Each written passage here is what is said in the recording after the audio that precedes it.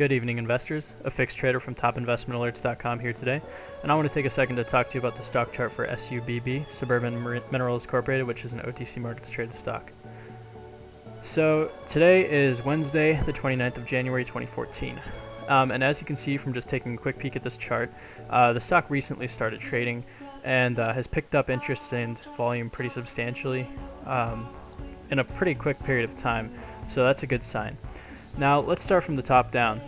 So from looking at the RSI, you can see that we've been experiencing some bullish divergence, which is what happens when the RSI is trending up while the price per share has hit lows. As you can see here, just a few days ago, the price per share actually tested the lows and held at support here in this area. Drew that line for you. So that's a bullish sign because it's called bullish divergence. You probably picked that up, but it just kind of shows that the short-term momentum is building here, and the RSI as a whole is looking good. And further proof of that is that here on this chart I have a 5-period RSI and a 14-period RSI, which is what most traders use. The 5-period RSI is more volatile, and it crossed over that 14-period RSI right here a few days ago as well, which is a bullish sign. It shows that the bullish momentum is starting to come back in, and both the 14 and the 5-period RSI are crossing up into bullish territory here shortly. The 5-period RSI is already in that territory, and the 14 one is just a little slower moving, but it's still making that climb as well.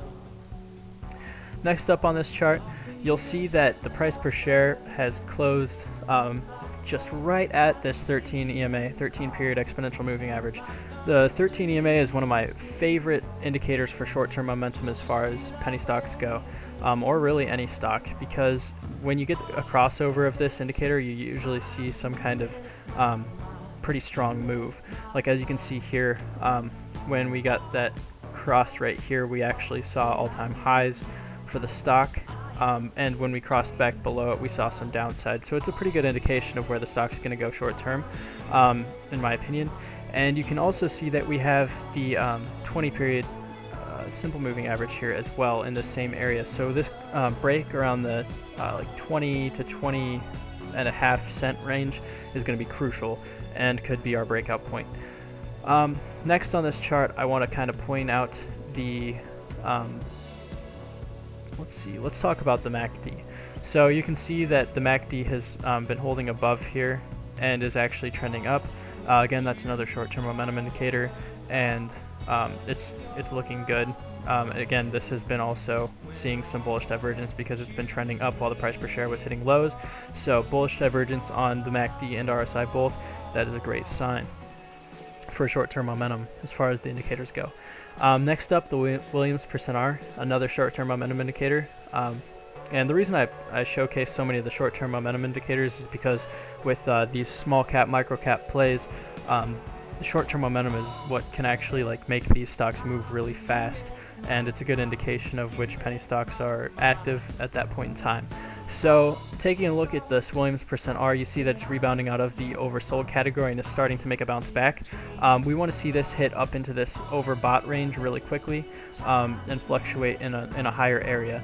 So that's starting to make a move in the right direction as well for bulls here. As far as an accumulation goes, you can see that the accum dist and the OBV lines are both kind of curling up, and that signals that the volume's been increasing while shares have been getting accumulated. We've been seeing some gains here. So people are definitely accumulating shares, which can also be seen by the CMF, the Chaikin Money Flow, another accumulation indicator, picking up here. It's been uptrending really pretty strongly and gradually. So that's a good sign. We've been seeing a lot of accumulation. And as far as the ADX goes, you might take a look at this chart and think, oh, the par star is on top of the price per share. That's not a good sign. Or the minus DI line's on top of the plus DI line, and the ADX line, oh, that's not a good sign. But in all reality, the ADX line itself, which is the trend strength indicator, is showing that the bearish trend is not significant. So that's actually it's not a negative indication right now, because there's no real trend strength there for the bearish side.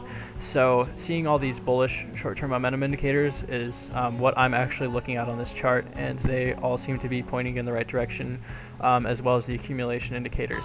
So what we really want to see come tomorrow morning, Thursday, we want to see this about 20.5 cent, 20.4 cent range get broken and cross above that, and then we could see some nice gains out of this. But once again, these are all my opinions. Thank you for watching, and good luck trading.